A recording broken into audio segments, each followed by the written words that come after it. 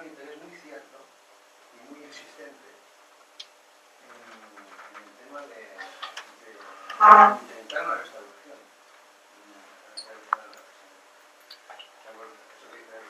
Volver al estado operativo, ¿no? Cosa que sobre el papel parece imposible, pero que tenía un interés muy cierto que todo lo que ocurrió en el grupo, digamos, de seguidores más cercanos de él, yo, Rumián, Maritor y otros, que fundaron una logia que se llamaba La Gran Triada en el año 47.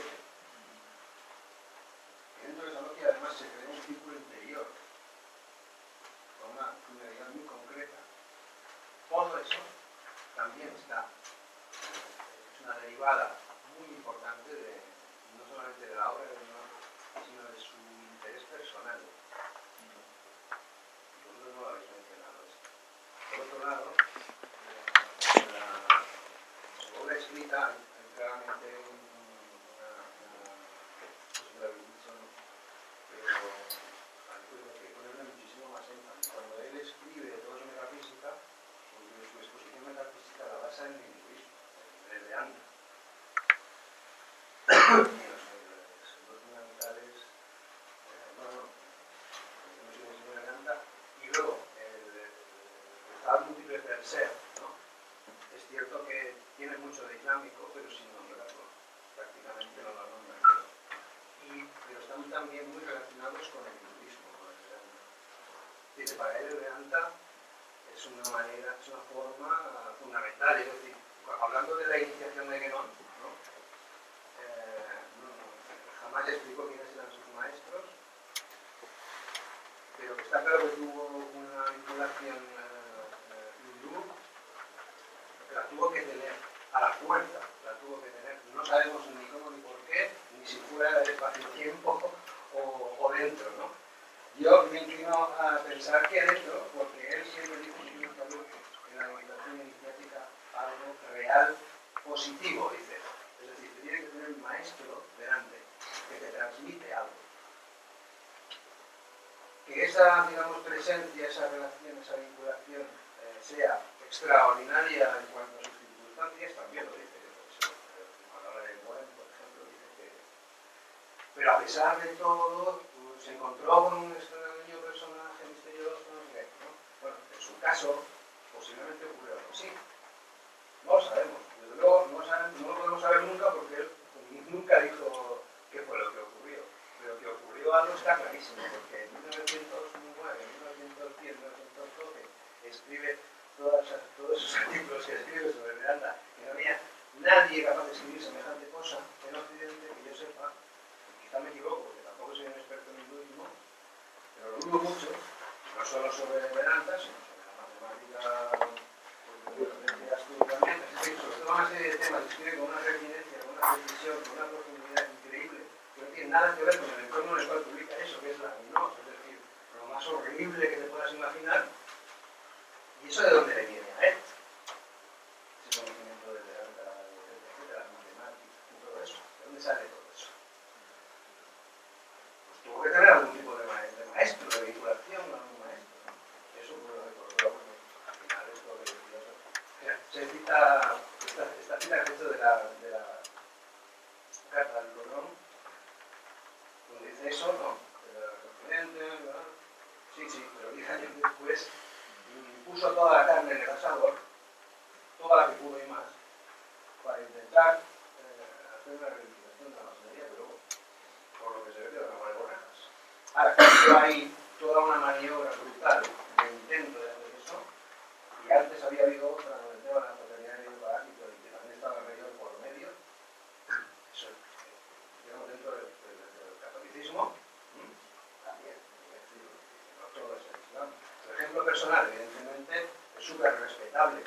Ahora, que porque no soy musulmán, pero soy musulmán, a mí se me parece el mensaje chino, que no hay que transmitir, ¿no? Ni siquiera por casualidad transmitir esto. Porque yo no creo que él pretendiese decir esto, sino más bien pretendía todo lo contrario, y su punto de vista es universal. El punto de vista de su obra es universal.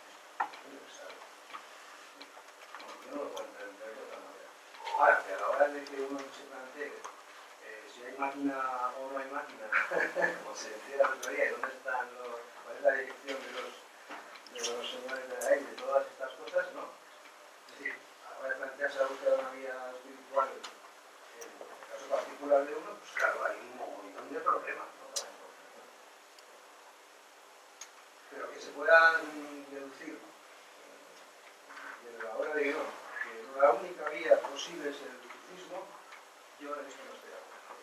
Yo quería responder a esto que está diciendo. Creo que ayer lo comentamos contigo, que no hay un concepto que repite que es muy sutil, que es el concepto de la oportunidad y de hablar a las personas según el contexto. Entonces yo no puedo decir eso, puedo decir otro y puedo decir lo demás. Y aquí no hay nada más de contradictorio.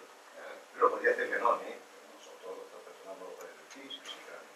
Todos conocéis porque es más que conocido, es lo que siempre que se habla de Inarabi, se citan los famosos versos de Inarabi: mi corazón es capaz de adoptar todas las formas, en tal, tal, tal. Pues tienes ahí tienes, puede hablar como hindú y puede hablar como católico y puede hablar como tal, dependiendo de a quién se va a decir. Creo que no hay ninguna tanta. Pero es que mejor, esto hay que subrayarlo. Sí, quería añadir también.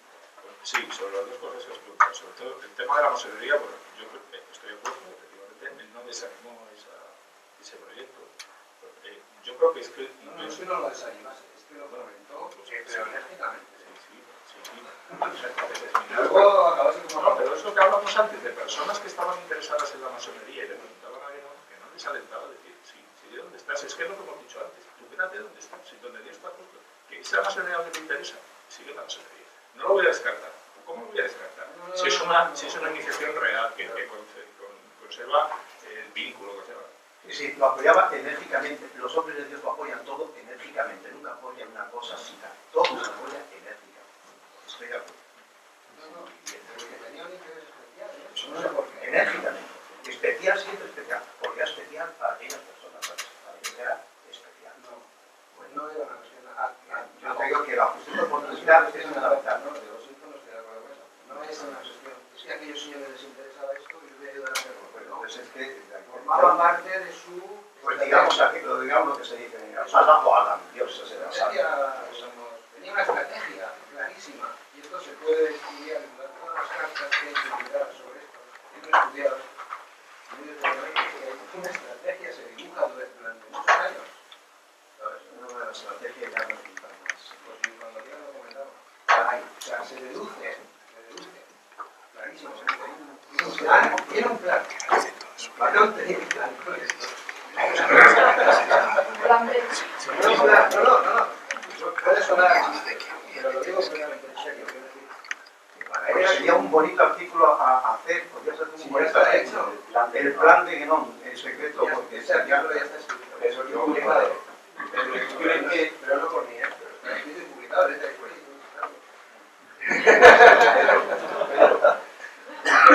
El fracaso de ese plan conduce luego a un cambio que le lleva a la tarifa saudí. No, ya éramos hermanos hacía tiempo. Ah, vale. Ya estaba. Entonces ese plan lo comparte con su pertenencia ya al mundo musulmán. Sí, porque no antes había sido, ya era masón, es decir, que no tiene un montonazo de iniciaciones superpuestas y una es la masón. Pero que tenía un interés particular en este tema, que tiene un plan, o sea, diseñado. Y esto se puede comprobar perfectísimamente leyendo todas las cartas que se han publicado y algunas que no se han publicado, pero que circulan por ahí, viendo las fechas, viendo a quién escribe, sobre qué escribe y qué es lo que dice. Y qué relaciones, señores, hay digamos, implicados en todo esto. Y son unos señores muy concretos, ¿sabes? Y tienen un plan perfectamente trazado para llegar a un objetivo perfectamente definido. Que luego no se logró, o si se logró, no sé qué pasó. Yo creo que el plan de Guénon es, no quiero utilizar el símbolo del cubo, porque el cubo de Rubik, pero el plan de Guénon en realidad es hacer coincidir como unas ruedas superpuestas, como dices tú, y sin el centro. Entonces lo señala desde todas las tradiciones con absoluta perfección y con absoluta iniciación. Entonces, tú misteriosa, como plantea Paul Chacornac cuando trabajaba en aquella librería a la del Sena, que entró un personaje por la puerta, ¿no? Y lo inició, no se sabe, en el taoísmo, desde luego como iniciación hindú no hay una igual. O sea, nadie explica el Vedanta a ojos occidentales como lo explica él. Entonces, pero bueno, lo que Guénon realmente quiere hacer ver con este no cubo, sino ruedas que señalan el centro perfectamente en todas las tradiciones, es que cualquiera, como ha dicho Juan José, se adapte, ¿no?, en su tradición oportuna. O sea, yo, en mi propia experiencia, hablo desde mi propia experiencia, cuando era cristiano guénoniano, me coincidía todo perfectamente. O sea, era un cristiano iniciado perfectamente. Me daba todas las claves del calendario, de todas las claves para ser un cristiano iniciado. Cuando fui masón, me pasó exactamente igual. O sea, yo qué sé, yo cogía el martillo, el mazo y tal, y aquello representaba la dualidad en la unidad, todo era perfecto, ¿no? Cuando trazábamos el plano de logia, aquello descendía la baraca en la logia, al trazar, pues lo hacíamos operativo, a bolígrafo, a rotulador, ¿no? Pero, y bueno, no te puedo decir lo que es, o sea, la realidad, vamos, el hindú principal para que no es Shankara, ¿no? O sea, la joya suprema del discernimiento es un texto sufí, islámico total. Y además, la lectura te produce, como ha dicho él, es un vehículo de meditación, o sea, es un vehículo de transformación espiritual. Tú cuando terminas de leer la joya suprema del discernimiento, se te ha pasado algo. Y te has extinguido, o sea, porque en realidad es un libro que lleva a la extinción, al faná. Entonces, digamos que ¿no?, la virtud que tiene realmente es todas las ruedas tradicionales hacerlas coincidir en el centro. Y él, como dice, da la oportunidad a los masones de ser iniciados. Da la oportunidad a los cristianos de ser iniciados. Y él cogió el Islam, que para mí, oye, pues fue un ejemplo. Cuando entré en el Islam, mi ego decía, no, Dios mío, no, yo prefiero hacer el pino, ser budista, ser chino, cualquier cosa menos Islam, porque tenemos un tabú genético de Santiago Matamoros, en fin, de Reyes Católicos, de Cárdenas Cisneros, pito, solo tenemos genético también. Pero bueno, una vez superados esas trabas genéticas, me hice musulmán. Y alhamdulillah, llevo 20 años en la realización efectiva, como han explicado ellos, en la Sharia, en la Tarika, en Inshallah, en la Hakika.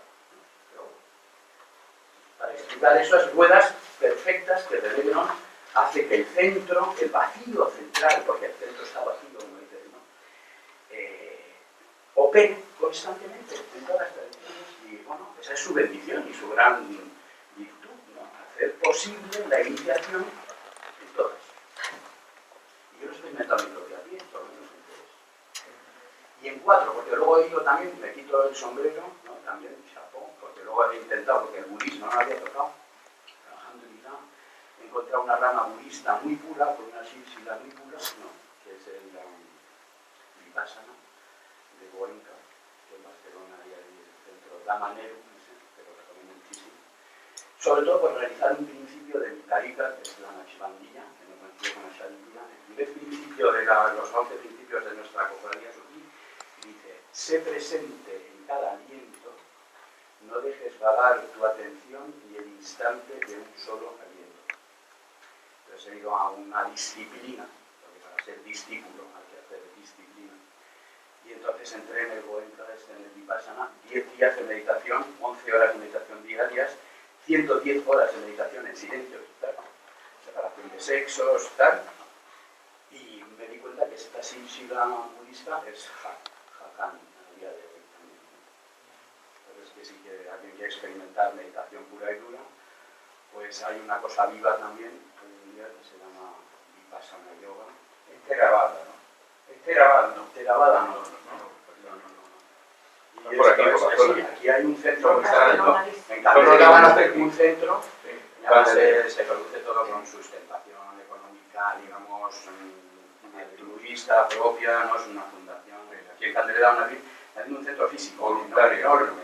aceptan donaciones. Aceptan donaciones. Y si alguien quiere probar la meditación, pues bueno, Goenka, pues también es una silsila pura. Pero vamos, que la virtud de Guénon quiero señalar es que él señala el centro vacío de la perspectiva. Y lo hace posible. Para los masones, para los cristianos, podemos hacer. Sí, pero luego seguimos con la pregunta.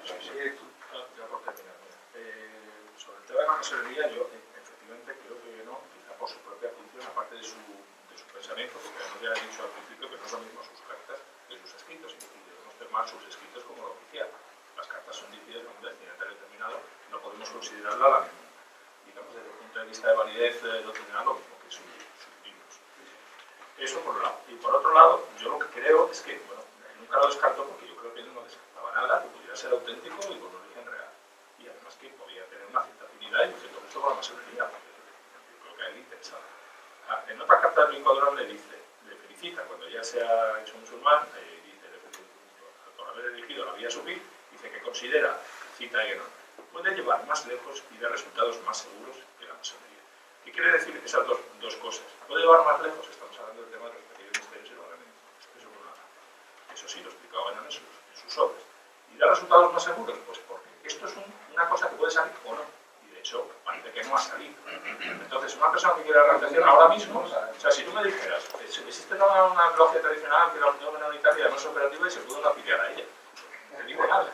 Hay algunas que dicen que son eso. Ah, bueno, sí. Eso por la parte. Y lo que me decía de los maestros de Guénon, estoy totalmente convencido por lo que han dicho aparte. Una cosa es que su forma de vinculación o de iniciación no fuera la regular o la más habitual, pero estoy convencido de que todo lo que escribió, que tuvo que tener un tipo de iniciación, como sea, que no lo sabemos, de hindú, probablemente taoísta, incluso a lo mejor de otras. De la hindú dice que posiblemente pudiera ser el tipo tántrico. El tipo tántrico porque el tantrismo es la única vía espiritual dentro del hinduismo que no te exige, vamos, que no tiene en cuenta el tema de las castas, con lo cual un no hindú puede seguir esa vía. Pero hasta ahí llegamos.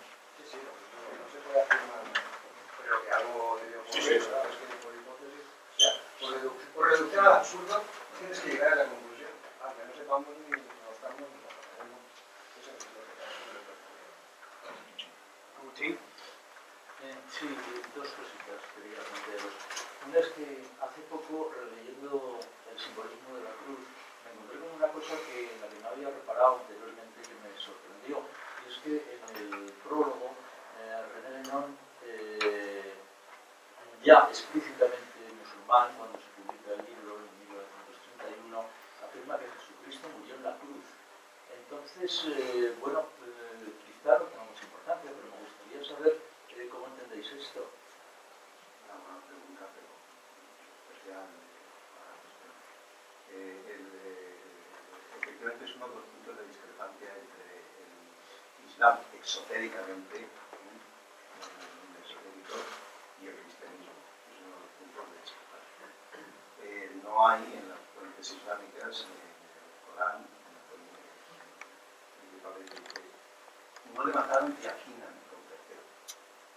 Es lo único que dice. Yaqinan se puede entender de muchas maneras. Y no tienen sobre él, sobre Jesús, el conocimiento de quién es o de lo que pasó. Es lo único que dice. El hadith parece entender, también es en la tradición, no deja tampoco muy claro. En la tradición entonces musulmanes, comentaristas, probablemente han apuntado por los exotéricos que vivió. Desde luego, la doctrina redentora de Jesús en la cruz está excluida, si es así claramente, del judaísmo, incluso exotérico y esotérico en el Islam. La rechaza, es así.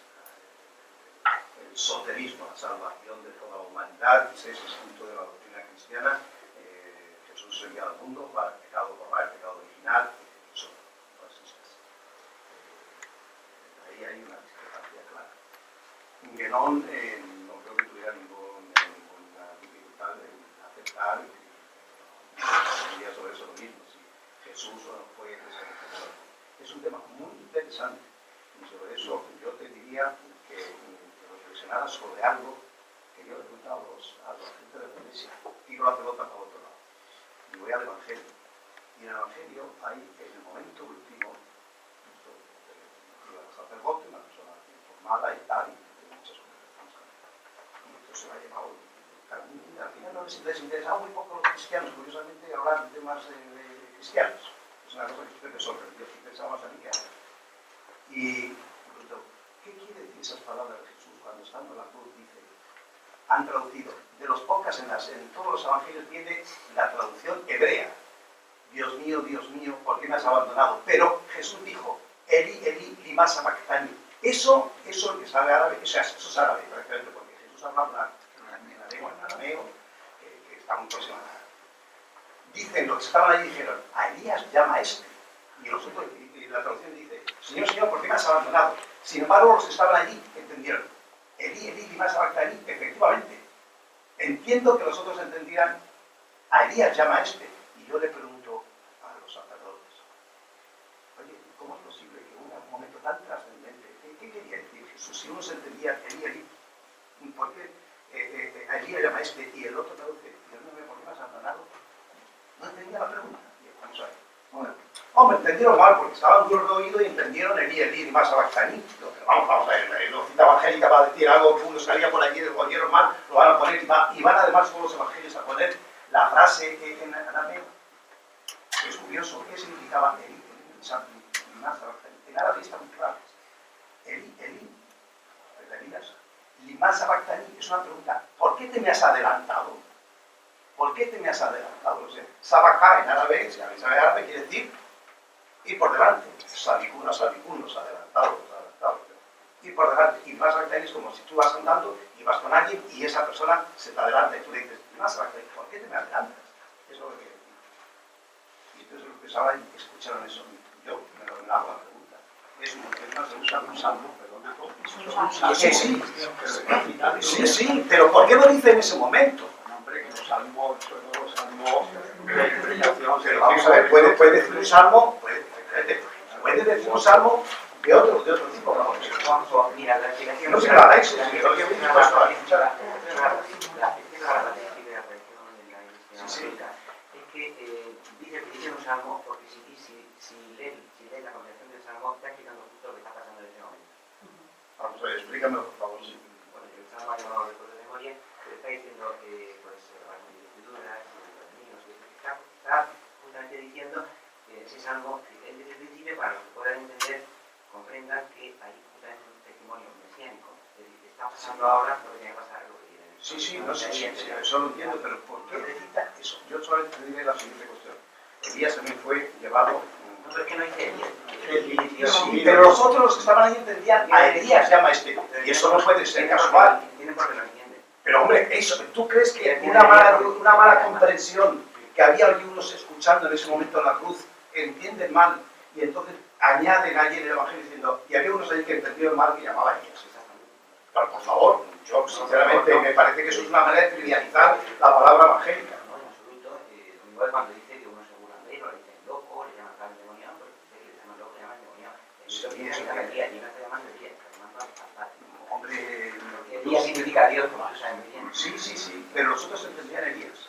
Pero es que mucha gente no entendía nada en ese momento. Y entonces yo que comentó por allí, La mayoría es si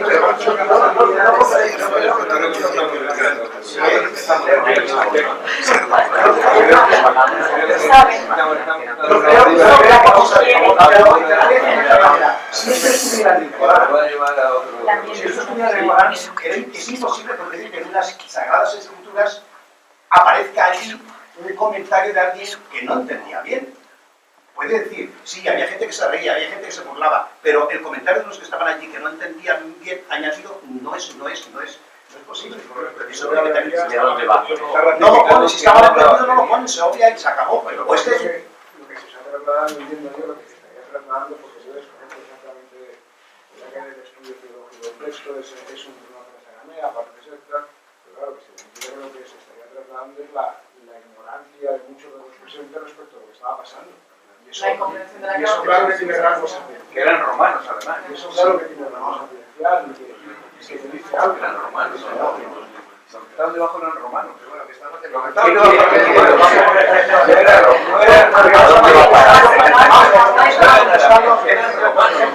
dejamos porque eso tendría que explicar mejor. Lo que vemos es que, vamos a ver, según la interpretación espiritual de los dominicos, Jesús no murió realmente en la cruz. Fue ascendido, aunque estaba allí, fue ascendido antes de morir. De momento, o sea, Dios le preservó de la muerte en la cruz. Eso es lo que dice, evidentemente, en contradicción con la teología católica. Eso es No, si mi problema era algo lo que decía Lenón. Menón. No, pero es en el mismo libro, en una nota a pie de página, dice que desde el punto de vista esotérico no hay ninguna diferencia entre el cristianismo y el islam. Sí. Bien, de El acuerdo, pero mismo entonces, libro, ¿por qué? la misma, Pero el mismo entonces, libro, una nota a pie de página dice esto con el prólogo. tampoco trato de coger a ninguna trampa, No, simplemente si no te digo nada, yo lo que digo es un rayo en el mismo libro donde tú ves que dice eso, Pero, dice lo otro. mira, ha dicho Raúl una cosa muy interesante sobre la cuestión de la Islam. En Islam no hay dogmas así. No hay dogmas. Es decir, que tú puedes. No, pero quiero decir. Dogmas, quiero decir, dogmas de fe en el sentido que nosotros lo entendemos los católicos. Hay dos o tres cosas más. No, espera un momento. No, a ver. Pero vamos a ver, Escúchame, déjame terminar. Es decir, que tú sobre la figura de Jesús y sobre su papel y tal, yo por ejemplo acabo de decir ahora a alguien, creo que en el Islam una persona no sufrí, una persona normal puede reconocer que Jesús es divino en la Biblia. Lo puede reconocer sin problema, porque el Corán dice que Él es Ruh Allah, el Espíritu de Dios. Él es Kalamu Allah, la palabra y el verbo de Dios. Por decir eso creo que ya es Pero eso no quiere decir. No, exactamente. Pedro. Lo que no podrá aceptar ningún musulmán, es decir, que Dios es Jesús. Ahí ya no, ahí sí que ya no. Ahí ya no. Si la cuestión es simplemente, es que es el primer musulmán que yo me encuentro que niega que Jesucristo murió. Entonces, ¿me dejas terminar, por favor? Entonces, no trataba de ponernos en ninguna situación difícil, simplemente quería saber si esto tenía algún significado para vosotros, o sea, nada más. Ahora bien, dejemos esta cuestión. A mí me basta decir que yo ignoro completamente cuál fue la condición exacta en la que se produjo el espíritu. Y creo que si quieren notar, salvo que no sea por revelación, va a ser imposible que nadie pueda decir que lo sabe. No te puedo poner un ejemplo para que veas un poco la forma de que no, ni la forma de ver las cosas en que era musulmán y cómo funcionaba. Tenía colgado del cuello el hombro y su mujer era una egipcia que sabría poquito, sabría el islam normal, y le preguntó un día, ¿qué quiere decir eso que llevas ahorita? Y dice, ese plan de Dios. Un guía. Bueno, vamos a una segunda pregunta. No, que ya me he perdido. No quisiera generar polémicas de verdad. No, pero claro, si no se puede otra vamos a ver. Yo estoy de acuerdo en relación a la ruptura de Lenón con Schubert. Yo estoy de acuerdo con lo que tú has dicho. De que un elemento integrante, yo no sé si es el más importante o no, un elemento entre otros fue el ego de Schubert. Ahora bien, no se puede hablar del ego de Schubert y poner el grito en el cielo. Estoy de acuerdo en eso. Cuando él lo ha dicho, me parece que estaba de más. Tenemos que ser en otra conversación. El ego de Lenón. Estoy de acuerdo. Estoy de acuerdo. En eso, Raúl, creo que tiene razón. No, solo quería comentar lo que estaban hablando con mi voluntad. Que a lo mejor, entiendo, a lo mejor cuando el uso del nombre de la sinónimo de la cruz está dirigido a occidentales. A lo mejor sencillamente por eso. Es posible. En una palabra occidentales, un lenguaje, está convencido que una asamblea católica no iba a lo mejor desde su perspectiva hay una interpretación, una hermenéutica interior de todo eso que, bueno, que de diversos ámbitos, ojo, conceptualmente es contradictorio, evidentemente, pero desde este punto de vista a lo mejor más ver qué pasaría en verdad, pues quién lo sabe.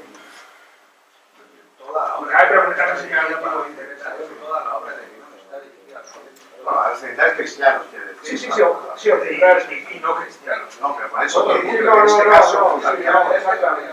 Occidentales cristianos, poscristianos, sí, exactamente. Sí, yo empalmo un poquito con lo que está diciendo el espíritu contradictorio.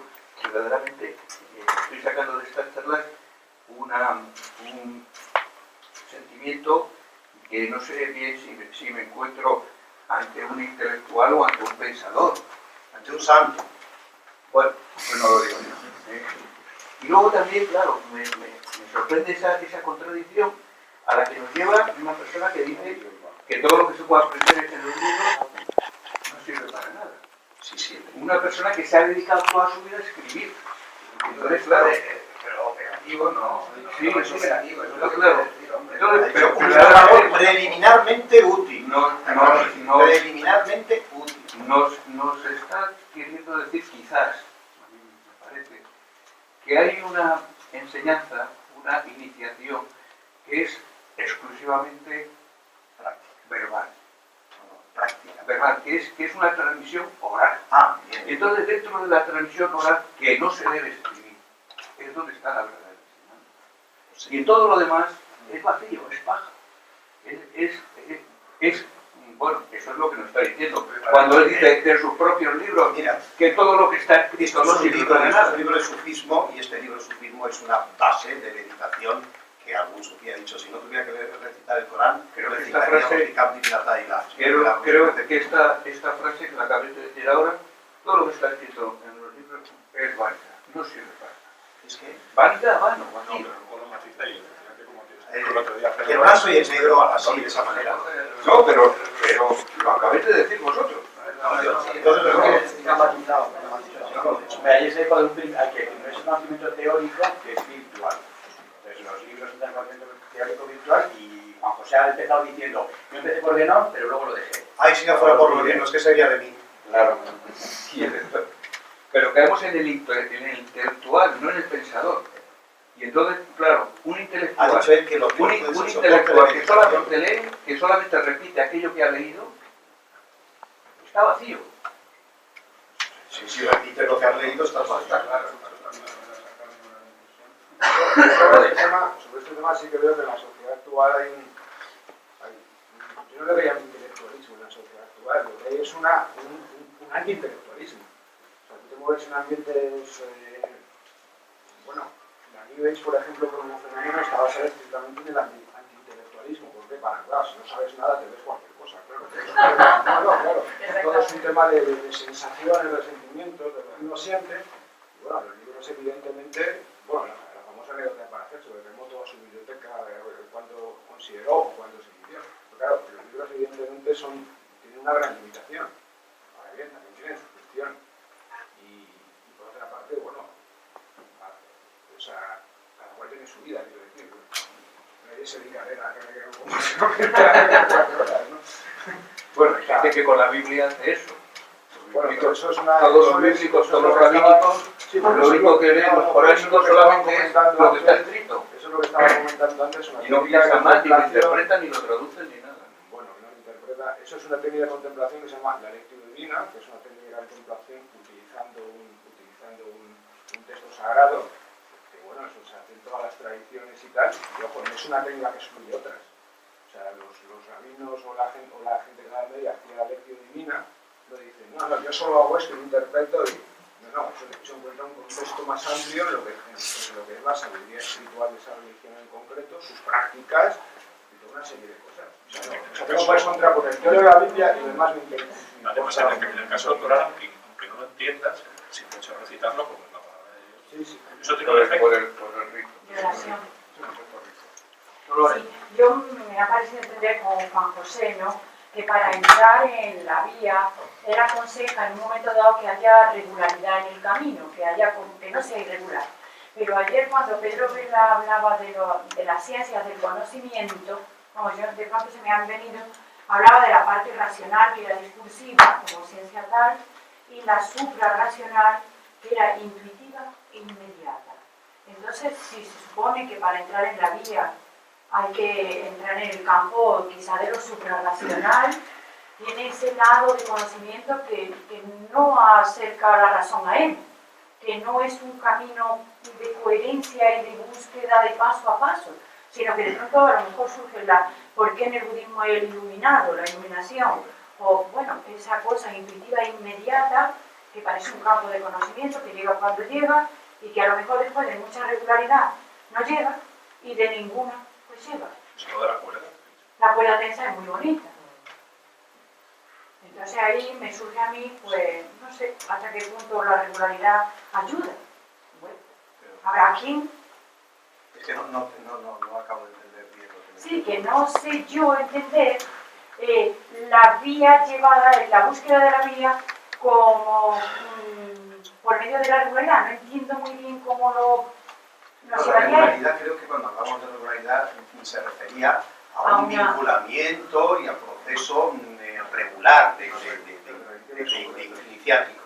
No, a eso, no hablábamos a la disciplina regular de una práctica. Yo creo que de eso no había también podría hablar, pero bueno, que no era de eso lo que estamos hablando. Estamos regularidad en ese sentido estamos hablando. Sí. Y luego tengo otra pregunta, porque cuando se habla precisamente de la cuerda que se tensa, que es una imagen muy bonita, no sé, llega un momento en que dice que la cualificación se refiere a la elección divina. Siempre hay como una élite.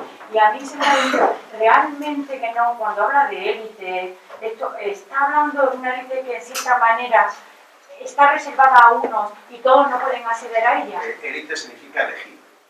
Sí, pero no podría ser, porque por ejemplo, desde el campo de vista, si se coge la tradición cristiana, está claro la que tradición cristiana es tajante. Muchos son los llamados. Sí, muy y pocos pero los también es verdad que él llama a todos hijos sí, de sí, Dios. pero los elegidos son los pocos. Sí, pero elegidos a lo mejor para la transmisión, para el servicio a los demás, porque está claro que él llama y dice, todos son ya hijos de Dios, sí. y a vosotros no os llamo esclavos y os llamo amigos. Sí. Y realmente en el cristianismo todos pueden acceder en el Corán, que hay una cita coránica muy conocida sobre esto, que dice, y se dividirán en tres grupos, los de la izquierda, hay los de la izquierda, y son los de la derecha, y luego dice, y los adelantados, esos son los adelantados, y luego dice, de los de la derecha dice, son muchos al principio, son muchos al final, y de los los adelantados dice, son muchos al principio y son muy pocos al final. Es decir, que efectivamente los adelantados. Es que si algo introduce Jesús de Nazaret es que la humanidad entera, al final con San Pablo decía, recapitulará todas las cosas. El cristianismo, Jesús es muy elitista en el sentido de lo religioso. Pero eso es vamos, más que evidente. Pero lo que es el pueblo judío no lo aceptó, era el enviado para el pueblo judío, no pudo aceptarlo porque no lo tragaban. No tiene nada que ver con que su mensaje al final fuese de rescate de la humanidad. No sé, pero si el propio pueblo judío, pues tuvieron que ser después los gentiles, por medio de San Pablo, los que terminaron aceptando a Jesús, porque a Jesús no lo aceptaron. Y judíos también. Judíos muy poquitos, desgraciadamente para ellos. Todos los de la primera época eran judíos. Sí, muchos de la primera época, pero el judaísmo durante los primeros 100 años está muy estudiado Antonio Piñero, creo que lo conocéis, ¿no? Antonio Piñero habla sobre los orígenes del cristianismo y lo deja muy claro que son fracasas. Griegos, judíos griegos, pero eran judíos. Bueno, me da la mano ya. ¿Quién me da la palabra? Gracias. Pero simplemente no pierdo la oportunidad de preguntaros una cosa que a lo mejor es obvia para muchos, pero yo quería saber matizar también en qué momento empieza esa degradación del Islam, porque puede tener distintas fases. Entonces, cuando realmente doctrinalmente empieza a derivarse hacia otro lado, cuando por situaciones políticas se empieza a degradar, en fin, el hecho es que sabemos cómo está el Islam hoy día. ¿Qué decís ahora, hoy día? No, ¿de cuándo empieza la historia? Luego, por ejemplo, el cristianismo empieza a pasar doctrinalmente en el siglo I. La degradación del Islam, como todas las religiones, comienza desde inmediatamente después de la revelación. Inmediatamente cuando llega la revelación empieza la degradación. Sí, con los omeyas mismos. No con los omeyas, en tiempos del propio enviado. Ya. Pero bueno, la histórica que podemos decir fueron unos países, fue esplendoroso durante siglos y en cambio ahora nos encontramos... El cristianismo, los comienzos del cristianismo son caóticos, está lleno de matanzas, está lleno de polémicas, nestorianos, monofisistas, es más, el Islam se extendió con mucha facilidad 700 años después porque los cristianos estaban en el Oriente Próximo inmersos en una verdadera confusión.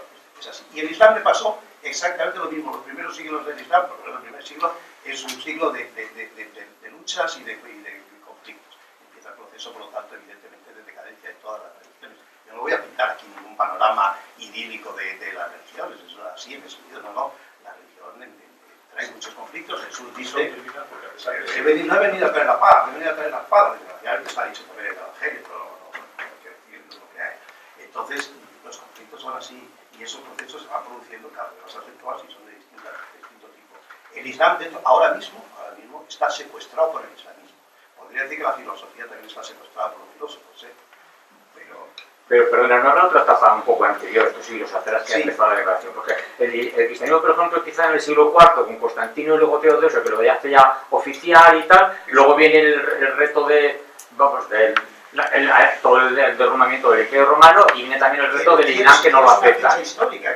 Bien, y entramos en la Edad Media, y luego incluso se regenera, que precisamente que no lo pone más bien la decadencia del Renacimiento. Parece que la pérdida del califato, por ejemplo... Bueno, pérdida del califato, pero ¿cuándo? ¿Hace 100 años? Para hablar de la última etapa. ¿Seguía el siglo XX, pues? ¿Cómo? Seguía el siglo XX cuando Luego de cae... la pérdida del califato, el Islam perdió una cosa muy importante que necesita el Islam, que es la unidad política y un cierto criterio político. Y eso en el Islam es fundamental, porque no existe precisamente iglesia y una cuestión dogmática. Entonces, me parece que sí, se podría hablar sobre los temas estos. Es muy interesante el tema.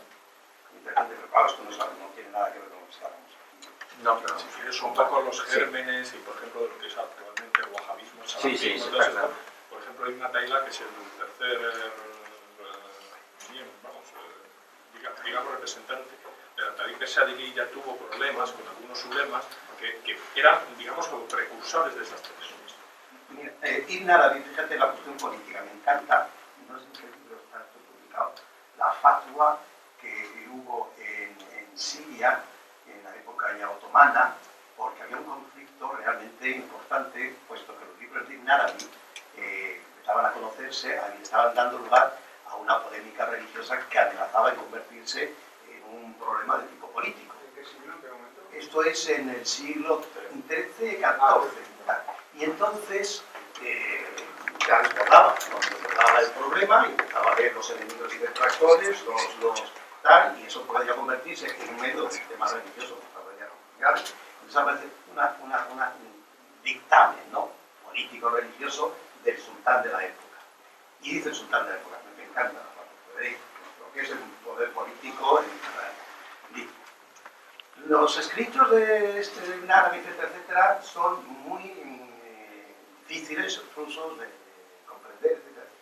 Ha dejado verdaderos hombres de Dios, santos, etcétera, entre nosotros, que son el testimonio de su obra.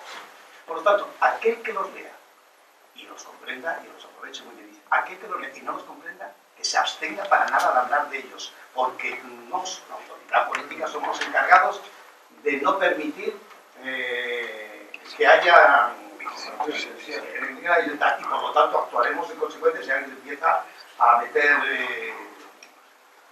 una tendencia de la corriente que se oponía a la libertad, pero todavía el poder político era suficientemente capaz de controlar eso. Hoy día, como pasa aquí en televisión, cualquier cantamañanas te sale por ahí y te da su interpretación del Islam directamente y te pone que es este señor para decirnos esto. Sí, pero la gente verdaderamente ignorante. Y esto, pues, por los medios de comunicación actual, imagínate qué bomba. Creo que es el punto más flaco que tiene ahora mismo el Islam, ¿no? La falta de una autoridad. Luego, desde el siglo XVIII, de todas formas, desde la época del Wahhab y desde el origen y tal, ya esto se acentúa, precisamente cuando surge, digamos, en Tecnilla, y todo esto, pues, ya es un escalón más de extenso, digamos. Es unas cuantas referencias que puedo dar. Y otra pregunta que también la ha mencionado ahora, precisamente ya directamente, que no, ¿por qué él pone ya la decadencia del cristianismo a partir del Renacimiento? Que, en fin, yo vi una alta edad media donde realmente aquello había quedado ya bastante ligado al cristianismo y luego por remontando nosotros en el siglo XIII y toda la baja edad media. Pero para él, por lo visto, es el Renacimiento la época donde ya el cristianismo empieza a perder su bueno, yo creo que la decadencia de Occidente con el cristianismo en Occidente es el humanismo. El humanismo. Sí, empieza ya a separarse de... Carlos, yo quería preguntaros una cosa. Siempre, como se habéis conocido en los primeros siglos del cristianismo, la transmigración era aceptada como una posibilidad teológica, ¿no? Transmigración. Había quien la aceptaba, Orígenes la plantea como una posibilidad, aunque no llega a ninguna conclusión. En el siglo IV, en el siglo XIX, los un obispo, alguien de la talla de un obispo, tiene un libro, pues haciendo alguna apología a ella, hay quien dice que es por influencia platónica, hay quien dice que tiene que ver con ciertas traducciones que pueden ser, que se pueden entender así de los evangelios, que están en su lengua, la lengua en que están escritos y que podrían interpretarse de esa manera, ¿no? Luego una cosa que siempre me ha llamado del Islam es, claro, ahí no hay una decisión sobre ese tema, si sí o no, pero sí que se habla, ni siquiera se plantea que la pudiera haber. Pero luego sí que se dice muchas veces en cuentos de sufíes, que se habla de no estoy equivocando, ¿no? Pero se cuenta y se dice que bueno, que uno se muere y entonces va al juicio de Allah y entonces le dice, ¿vas a volver otra vez a la vida? A no sé qué. Siempre me ha llamado la atención porque no deja de ser como una puerta abierta a eso, ¿no? Esa posibilidad sobre la base de la fruta... Como que vas a volver a la vida otra vez, sobre la base de la omnipotencia divina, ¿no? La transmigración la planteas como reencarnación. No, como transmigración en el sentido clásico, en el sentido pitagórico, en el sentido oriental. Es que yo no sé, la verdad, no sé exactamente cuál cuál es la doctrina de la transmigración y con exactitud, no la conozco. No la conozco. Pero vamos, desde luego, de que una vez muerto uno regresa a otra vez, no. Eso no sería en el Islam, esto es curioso, como has planteado la muerte de la cruz, en el Islam, esto está claro, Jesús tiene que volver igual que en el cristianismo. Más, hay un minaret en Damasco, en la mezquita de los Omeyas, que se llama minaret de Sinaí, donde según la tradición musulmana, y no desde el Corán y del Hadís, según la tradición, es donde tiene que descender Jesús al final de los tiempos. Si se llama minaret, se llama el de Jesús. O sea, está preparado de paz. Pero, entonces lo que te dice la tradición, dice, entonces, si esto es una cosa curiosa, entonces morirá. Es decir, Jesús todavía no ha muerto, y como todo ser humano tiene que morir, Jesús morirá en su segunda venida. Eso es curioso, eso sí que es una diferencia, pues claro. Bueno, de hecho creo que en la mezquita de Medina hay una tumba reservada a Jesús. Eso no lo sabía. Eso, ojo, eso a lo mejor es una... Me lo dijo, puede ser una sola. Eso nunca lo he visto. Entonces, una preguntita respecto al tema de la vinculación tradicional de vosotros entonces negáis que Abdul Hadi haya sido vocal del 7 bis y que yo no sé, yo digo, vamos a ver, yo no digo que no haya ese vocal, que ese vocal no haya establecido algún tipo de vínculo con Guénon, etc. En cuanto, vamos a ver, vamos ayer, el vinculamiento, hay muchos vinculamientos y todos los vinculamientos. En el sufismo hay dos tipos de vinculamiento básicos, se llama el tabarruk, que es el de bendición general, que se da a todo el mundo, porque se establece simplemente por una cuestión de bendición espiritual y que no tiene como objetivo realmente la realización espiritual. Eso es muy común. La inmensa mayoría de las personas tienen ese tipo de vinculamiento, pero es igual que el otro. Es igual que el otro, formalmente hablando. Entonces, yo no sé qué tipo de vinculamiento es el de Guénon. Ahora, que Guénon no estaba allí, cogió a Abdul Hadi y le transmitió esa iniciativa, entonces Guénon trabajó con él como un mocadin que trabaja espiritualmente, pues estoy seguro que no. Vamos, eso es lo que estoy seguro. ¿Pero por qué estás seguro? Hombre, porque hubiera cambiado totalmente, la obra de Guénon hubiera cambiado totalmente porque eso hubiera implicado renunciar a muchísimas cosas, etc. O sea, Guénon ya traía, esto ya estaba en ello, ¿vale? Y nunca se modificó, tú mismo has dicho, lo mismo de la masonería.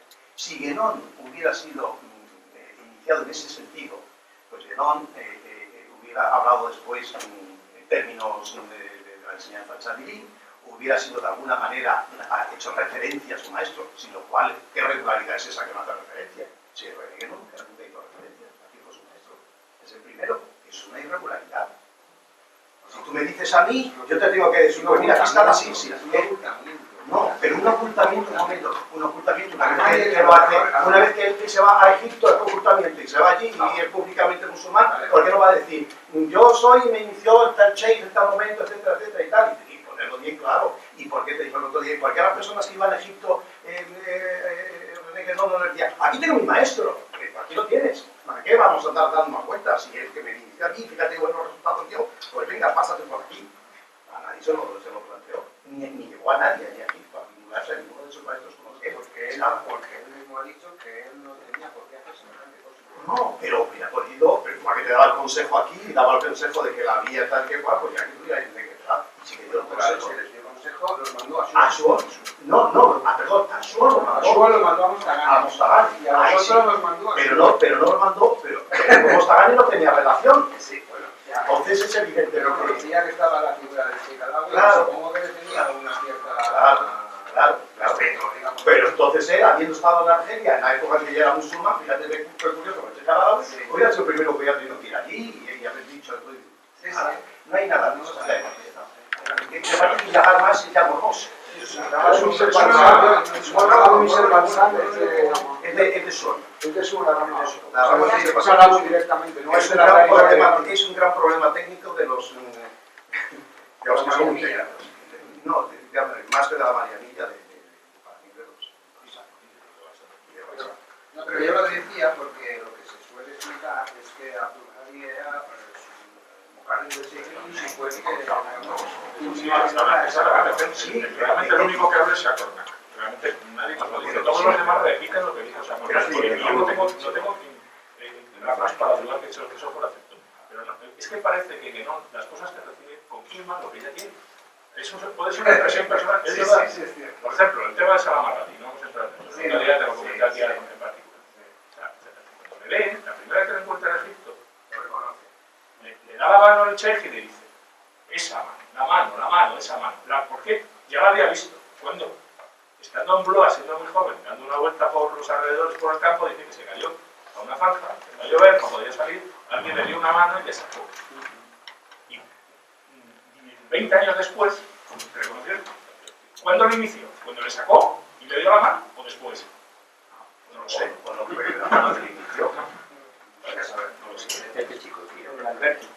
No, yo no voy a un tema que ya hemos tratado, pero me gustaría, ya que estáis aquí los dos, que explicarais un poco, y acabo desde fuera, yo siempre he entendido que el sufismo, la cábala y la mística, pues los tres son las vías místicas de las religiones del libro, ¿no? Entonces, ¿por qué Guénon, qué vio Guénon en el sufismo, la vía mística del Islam, que no vio, o en qué diferencia el sufismo de la vía mística cristiana o de la cábala? Si es la figura del maestro, si es que está abierto a todos, si es que está más trabajado, ¿por qué esta diferencia? Según vuestro punto de vista. Yo creo que he citado la última cita que he dado como dicen en la el maestro Chaldís, en su facilidad está su dificultad. La facilidad. Es un asunto de accesibilidad. Pero la mística la explicaba por lo que era demasiado emotiva, No, vamos a ver, la mística, es que cuando se habla de mística hablamos de muchísimas cosas. A lo mejor en mística estamos hablando de cosas que son realmente iniciáticas y otras en la mística no son más que experiencias personales, aisladas, de ciertas personas. Son dos cosas distintas. Lo importante, yo creo que también otra diferencia, como dijimos el otro día, la mística, es que la mística puede desarrollar. La mística, como la entendía Guénon, estamos hablando de la palabra mística en el concepto guénoniano, no etimológico. El concepto guénoniano, o sea, como algo que no es inicial. La mística es, aparte de decir, que me parece importante eso de que no desarrolla todas las posibilidades del ser, la mística, esa tiene otro problema, no es transmisible, suponiendo que tú tengas esa experiencia. O sea, Santa Teresa llega y ve y contempla, así, pero Santa Teresa te puede transmitir a ti, puede transmitir una vía de contemplación para que te ir a los mismos estadios y la misma...